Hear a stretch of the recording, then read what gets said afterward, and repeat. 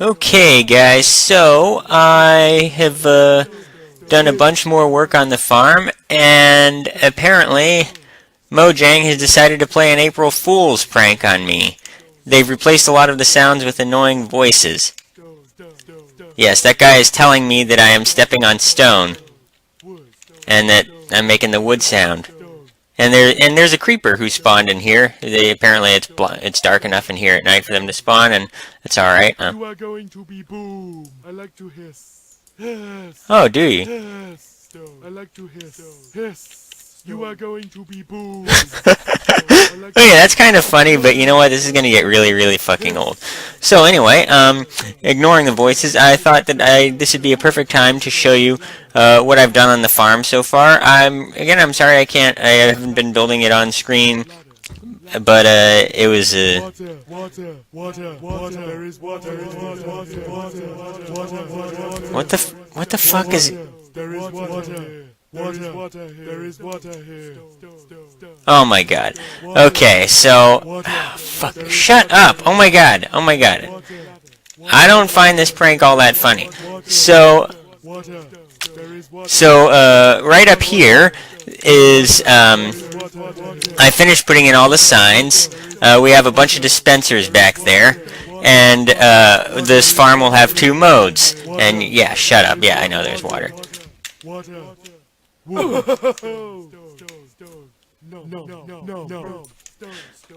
And the 2 modes are experience farming mode and automatic loot collection mode, which are controlled with this button here on the control board. So when we want to experience farm, we push this button.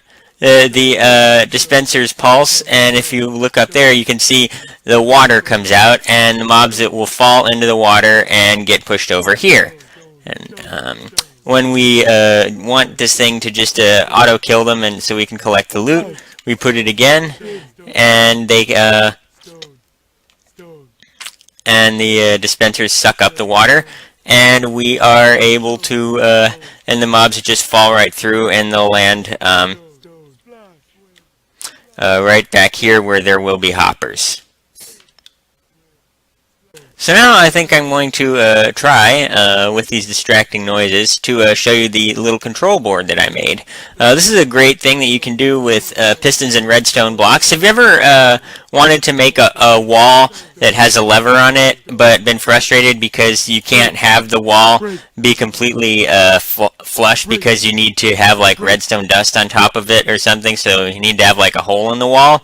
Well, if you use a sticky piston with a redstone block on it to transfer the signal, you can have a completely flush wall with no holes or anything in it that is able to transmit a signal. So you simply have a lever with have a piston that pushes a redstone block behind each lever. This one is turned on right now. And on the levers, I put a redstone lamp above it so we can tell whether it's on or not. Yeah. This one I'm not going to turn off because this controls the lights on the mob system, and I don't want any mobs to spawn up there right now, especially not creepers. This guy did not spawn up in our mob system because the lights have been on this whole time. Well, actually they weren't. There was a very brief period when they were off, but I quickly turned them back on and then ran more than 128 blocks away so that they would so that any creepers that spawned up there would despawn. But yeah, so and then this one controls the circuit that I haven't quite completed. Well, the circuit's actually completed, so let me show you. This circuit right here is going to be what's controlling the timing of the floors shifting. And in most of my prototypes, I built this circuit up at the top because the signal needs to travel, needs to reach the topmost floor first and then travel down. But I may be adding more floors. Well, I'm definitely going to add more floors, and I didn't want to have to each time I add a couple new floors, I didn't want to have to redo this entire circuit, so I decided to use to make it down here and then transport the signal upward. Now when we need to add some more floors, all we have to do is extend this elevator upward a bit. So let me turn this thing on, and God, pistons are going to be so annoying with this April Fool's update. So when it's on, let me just show you. I have a comparator clock here. I don't quite understand how it works, but basically the signal goes into this comparator, comes around here, and then it's on a cycle that goes every time these repeaters. It'll pulse. That's determined by this line of repeaters here, the length of the cycle, and out. Oh God, that's annoying. Anyway, so it comes through here, and then these pistons. That I found that sometimes spiders have trouble glitching through the floor, and so you need to. And so I found that pulsing it and each time it pulses during a cycle, if you actually shift the floor 3 times instead of just once. 3 times quickly, you'll actually get better results with getting some of the more stubborn spiders to glitch through the floor. So that's what this thing is here. This first piston, piston pulse generator fires right away. Then this one after 4 ticks, and then this one after 8 ticks. And 4 ticks is the minimum delay that you can have between the floor pulsing, because I guess it takes like 3 ticks for the floor to complete a pulse, since a piston pushing a block, I guess, takes 2 ticks or something like that. I don't know. I just found that it didn't work if I made it 3 ticks or less, but if it's 4 ticks between these, then the floor will pulse 3 times, and that will help glitch the spiders through more efficiently.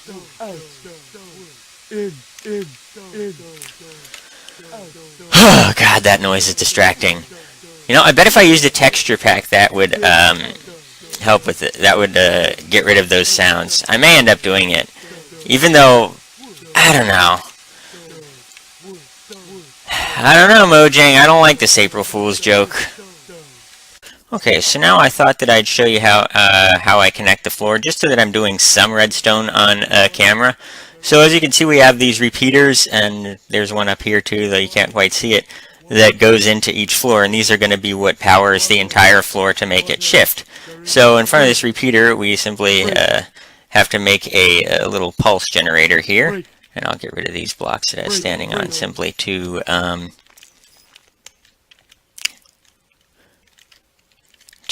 transfer have something to stand on. And then we need to have a total of a 5-tick delay between the floors. So annoying. Break.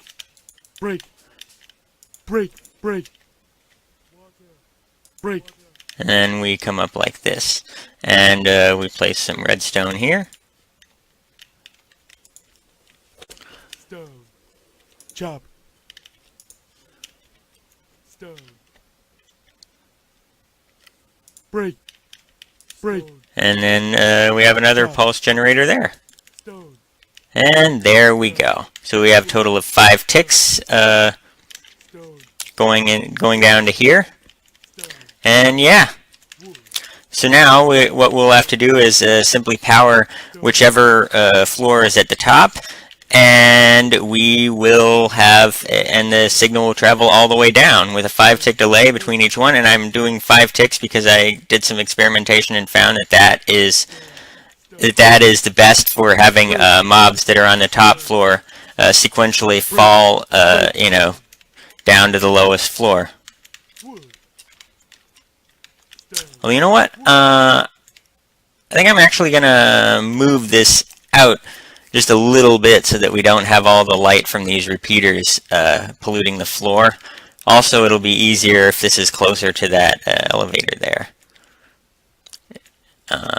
Yeah, so I think I will do that off camera, and then and I'll get back to you so that I can have a quick test of we'll do a quick test of the 2 spawning pads that we have currently done, and then I'll build some more spawning pads, and yeah, that'll be it.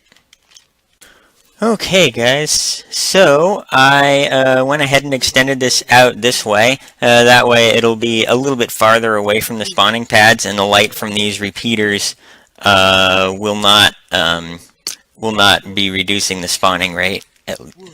And yeah, before I jump down and test the entire thing properly, I just like to make sure that I did everything correctly and that this in fact worked.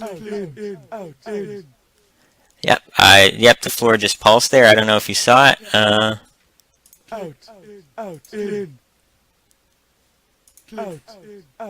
Yep, the spawning pad up there just did a little pulse, and yeah. So now I'm just going to put half slabs up here to prevent mobs from spawning. At least on this arm here, I do have a torch right here because I am far enough away from the farm that I don't have to worry about lighting up having it light up the blocks there. But along this arm we do use half slabs, and of course between levels it's just there's only a 1 block gap, and so that prevents mob spawning. One important thing to note: putting half slabs above a block like this will not prevent spiders from spawning on the block because they're only 1 block high. But if you put a full block on top of another block like that, then spiders would not be able to spawn on this block because spiders can't spawn in a 1 block high gap if the ceiling in the gap is a solid block. In other words, a block that would give you suffocation damage, but they can if it's like a block that would not, like a half slab or a glass block or something like that. So something to keep in mind. But then again, I'm still putting these half slabs here because then when I extend it to the next level, I can just turn them into full blocks like that. So I find that convenient. Also, I think it'll kind of having those stripes will kind of make the farm look cool, So yeah. Alright, so I'm going to jump down and test this out, see if it works.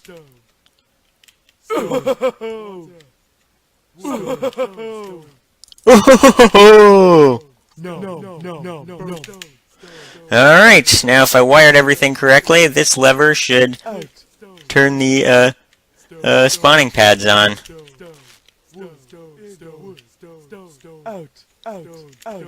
Let's see, are they shifting?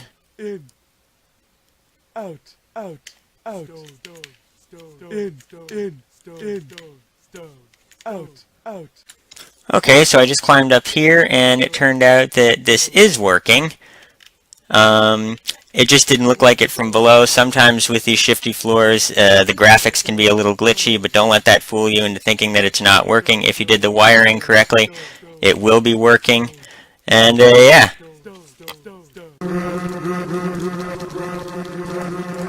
Meh.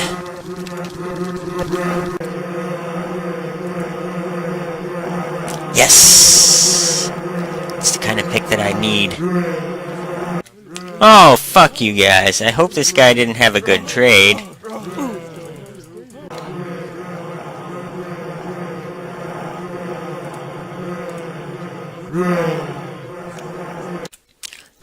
Okay, guys, so I just realized that I sort of messed up a little bit with the placement of this farm.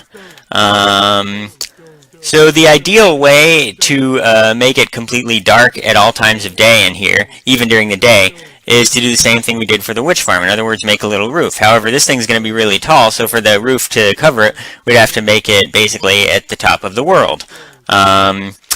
And the roof, to do that, the roof needs to go out 15 blocks away from the edge of each spawning pad in every direction. However, if we were to do that, we'd be covering the air blocks around the doors for some of the iron golem farms.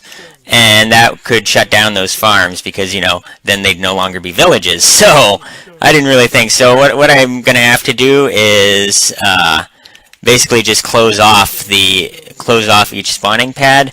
That's a little unfortunate because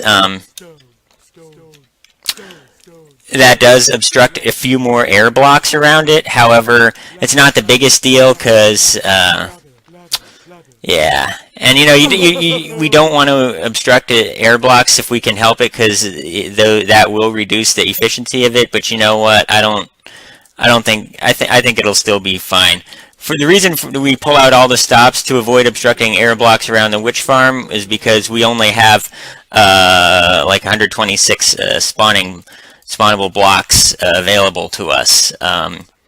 Whereas with this farm we have a whole lot more. We're gonna have like thousands of blocks. So obstructing a few air blocks isn't gonna be the end of the world. But yeah, if I had thought of this, I would have built this far enough away from the iron golem farm such that I can obstruct the space around it properly, you know, in a way that won't obstruct air blocks, so that I can make it dark properly in a way that won't obstruct air blocks. But oh yeah, oh well. Don't worry, I'll get all these kinks worked out by the time I make a tutorial for this farm, if that ever happens, seeing what my track record of the Wither Skeleton tutorial is. Okay guys, so I think I'm just gonna add a bunch more levels to this farm, and then I'll of course make sure to close them off completely so that they're completely dark when the lights are turned off, that is. And yeah, I'm really sorry that this episode was kind of derpy. I don't know why. I just didn't seem to. I don't know. I guess sometimes I just have trouble recording episodes in a smooth fashion. You know, sometimes it's like I get tongue-tied. I don't know. Ah, villagers, shut up. Although really, that's the one thing that's not more annoying with this April Fool's patch. I may have to use a texture pack. I think I just read on Reddit that would make these annoying April Fool's sounds go away. So yeah.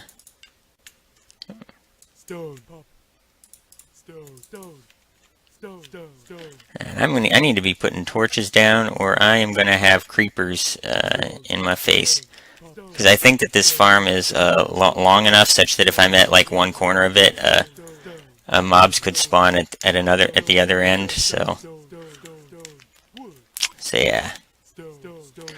And alright, so I will just do a bunch of building off camera now, or maybe high speed or something, and then yeah, then I'll meet you back when I have hopefully like 20 floors of this farm. And yeah, should be good. Okay guys, so I have 4 or 5 floors done. I forget which and can't really see from here. And I connected the thing up to the circuit down here, and yeah, as you can see, it is working. The mobs are falling down, they are dying, and yeah. Obviously, it'll operate a lot faster once I have about 20 or so floors, which is my intention. But yeah, right now it is in loot mode, so they are just falling down here and dying the instant they hit the ground. But if we switch it to XP mode, well, I haven't really finished the spider separator yet, but at the top. But yeah, let's try it out anyway. I don't really care if a few spiders drop down on me.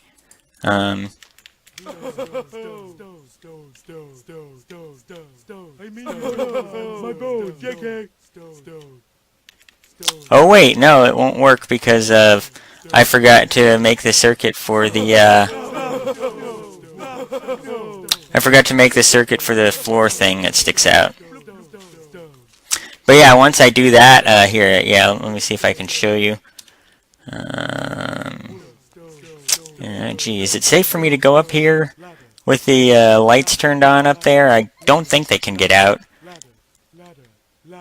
Yes, ladder. But yeah, I haven't wired up these pistons here that make the pulsy floor. But once I do, they will. Then the mobs will survive when they fall down here. So yeah, I shall go do that now. Okay guys, so I got this done, just to show you what I have here. I have a tripwire running across here, and by default these sticky pistons are extended. However, when something triggers the tripwire, it turns on a timer which will periodically briefly pulse the sticky pistons back, and any mobs that are standing on here will fall down, and they'll fall exactly the correct distance for them to be a one-hit kill. And yeah, I actually, instead of having a section junction here with a repeater, I basically just repeated the circuit at both ends. And I did that because I wanted the floor to respond as quickly as possible to mobs landing on it. I didn't want there to be a delay for half of it that would. So yeah, that's why. And it's a pretty simple circuit. This is just a comparator clock with a comparator set to the subtraction mode, so the mode where this the front torch is on. And then we have a pulse generator that takes the signal from it, and yeah, and the signal coming in the back end of the comparator, of course, turns on the comparator clock. So yeah, if you ever, and guys, a lot of people have difficulty when they try to use fall damage to weaken the standard overworld mobs. Like, let's say you're making a skelly spawner and you decide you want to use fall damage to try and weaken them. A lot of people will just have them fall right off the edge here. They'll have water streams push them over the edge. The problem with that is, I got to be careful. Oh, there's a creeper down there. They spawned in the thing. A lot of people would just have this, like the water stream, just push them over the edge and then have the 22 block drop. The problem with that is that as the mobs are bobbing up and down in the water, they're a bit off the ground. And furthermore, when taking fall damage into account, the game also counts distance moved upward. So if I jump up one block, and then when I come down one block, when it looks to see if I take fall damage, it considers that when I hit the ground here, even though I've only dropped one block, it considers that I've actually dropped 2 blocks because the upward motion also counts. So a mob that's bobbing up and down, say half a block, that's adding an extra block to its fall distance, and so when it comes off the edge here, it actually takes more. So you need to, if you're going to make, like, you're going to use fall damage in, say, a zombie spawner or a skelly spawner, and it's not a bad idea to do that, you need to make a contraption kind of like this at the that they'll land on, and then take the fall damage. And it's pretty simple. If you don't understand this comparator clock, you can just make one with a simple repeater clock, and it'll work just fine. And if you don't know how to do a repeater clock, you could look it up on the Minecraft wiki, or use a minecart clock if you want. So yeah, there you have it. Let's head down and check this thing out. So let's change the mode of the thing. See the water coming out there. We'll turn off the lights, and we'll turn on the shifter thingy, and we'll wait for some mobs to drop down. Ah, there we go. Here's our first zombie. Oh, and you know what? Something just happened. I actually need to make sure that these blocks are covered and not exposed to the sky, otherwise we'll be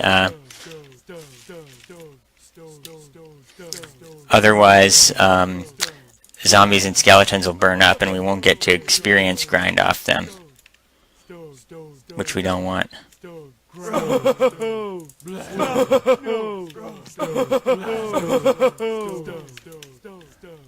Oh yeah. Oh, hi, Mr. Creeper. Yep, so see, it's a one-hit kill. And we don't have that many floors, so we're not getting too many mobs. Once I build more, we'll get more. I just wanted to test this out and make sure the system works before I do anything. So, yeah.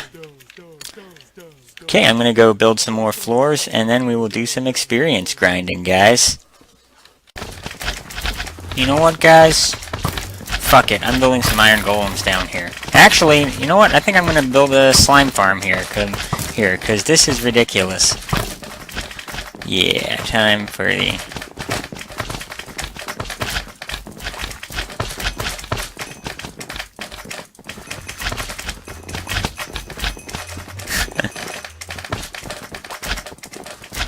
I'm glad slimes don't have that much health. Yeah, I think even the big ones have less health than like a standard mob. A standard humanoid mob, so... Hey guys, so I added a few more floors. I think there's 7 levels in this thing right now. And it's improved its performance quite a bit. I've been standing here for just a few minutes and already I've gotten all of this stuff here. There are a couple issues with it, just small things. One is that occasionally you'll get a zombie or a skeleton with feather falling boots, and those will survive the fall here that is supposed to be lethal. Just keep in mind they're falling like 10 blocks higher than they do when they're dropped down there for experience grinding. So yeah, that's an issue. Like that one here. So I have to figure out how to deal with it. Oh, that one hit me as it was coming down. So this is going to be really helpful. There are a couple projects that I was going to need a whole bunch of tripwire for. And getting all these spiders in here is going to really help with that. Having huge numbers of bones could... Wait, did something just splash in the water? Yeah, I need to close this off so that we don't have creepers getting out. You know, huge amounts of bone meal could be useful. I've seen some cool designs for automated wood farms that involve using the wither and then using dispensers with bone meal in them. And of course the TNT will be quite useful because, yeah, I'd like to use it to clear out some areas for some future projects. And yeah, obviously being able to experience grind on this with this thing is going to be really really awesome. So yeah, that should be sweet.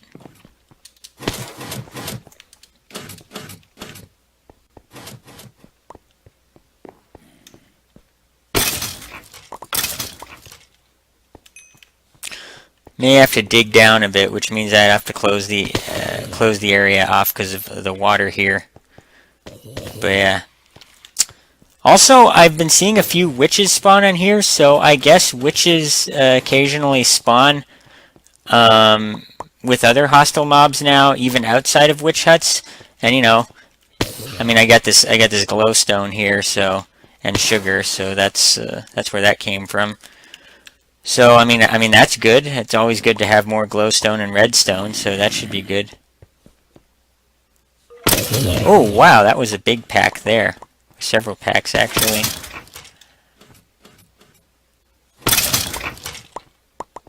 I love this thing. I should have built this ages ago. Okay guys, well I think I'm gonna leave it off right there for now.